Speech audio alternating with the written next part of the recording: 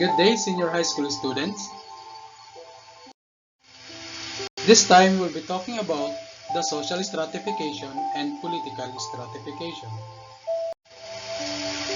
But first, for our objectives, at the end of the lesson, you will be able to identify social stratification as the ranking of individuals according to wealth, power, and prestige, differentiate, ascribe, and achieve social statuses, and enumerate types of social mobility and structures.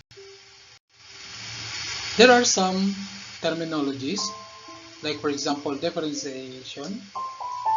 It is the method of relating people in terms of certain social characteristics and then classifying them into social categories based on these characteristics.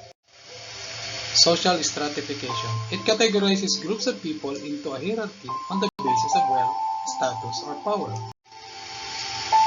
Take a look at the picture. It is one of the examples of social stratification.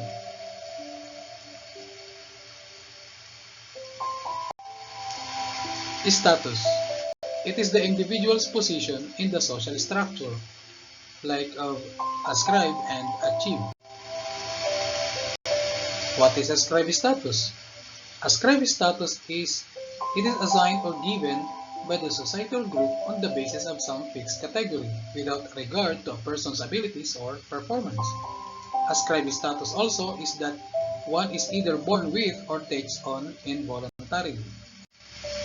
And when we say achieve status, it is acquired through an individual's efforts, including learning special skills, such as of doctors, attorneys, of military, and of professional athlete. It is earned by the individual. Now let's move on to prestige and esteem. When we say prestige, it refers to the evaluation of status, the reputation or influence arising from success, achievement, rank, or other favorable attributes, distinction or reputation attaching to a person or thing, and thus possessing a cachet for others and for the public. And esteem, it is a respect and admiration, typically for a person. It refers to the assessment of our role behavior. It is how well we carry out our role. There is a cause of social stratification, like in the social class, generally referred to as a member of people who are grouped collectively because they have similar professional or occupational status, amount of prestige, or lifestyle. There is also the so-called political stratification. It is the extent to which inequalities are encapsulated in or influenced by political structures and processes regarding influence, power, and authority. Now let's move on to social mobility system and structure. We can say about a social mobility, it is the act of moving from one social status to another. Like for example, an open class, the system that individuals can change their social class position in the society. Take a look at the pyramid.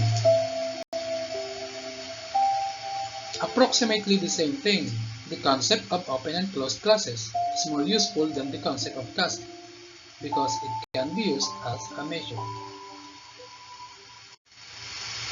There are types of social mobility.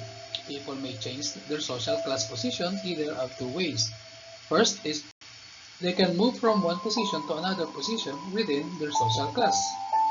And the other one, they can move into another class. On social mobility, there is the so-called horizontal mobility and vertical mobility.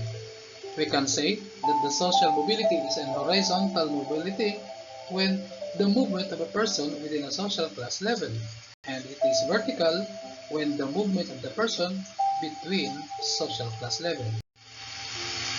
Now let's talk about social inequality.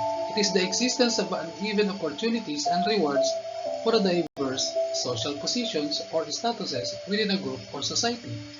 Like for example is on economic inequality, described on the basis of unequal distribution of income or wealth.